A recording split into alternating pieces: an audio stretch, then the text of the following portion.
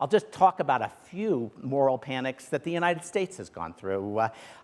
It begins, and these are the stages, the classic stages of a moral panic, with a kind of unease on the part of the powers that be, a sense that there's change afoot that they don't like. It's technological change, maybe, or it's social change, it's immigration. The assumption that teetotaling and abstinence from alcohol was the morally correct cause is being challenged by new immigrant groups that don't have any of those moral qualms about the use of alcohol. Or new technologies are, I can't believe this, but there were parents who believed that it was bad for their kids to be dragged away from vegetating in front of the TV the way they did, and instead going out and shooting zombies on their computers. But it is change, and people don't quite know what's going on, and they get uneasy about it,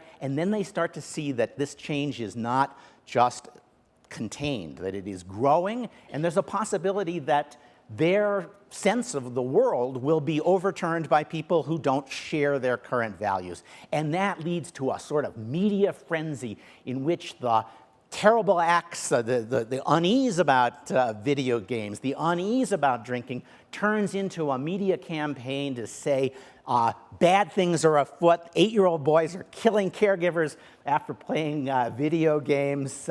It's driving them crazy. And before you know it, you've got your witch. You've got your folk devil. You can say, it's those video game guys. Yesterday, it just seemed like a guy who had a tech job and lived in the neighborhood, but now we know he's the devil incarnate. He is seducing our children. Or it's a guy who occasionally drinks too much. Now we know he is evil. And that, leads on to a desire to say, while we still hold the majority, let's make changes in the law to reflect our moral judgments, to punish those evil devils, those witches, and to show that the world is going to remain the way that we want the world to remain.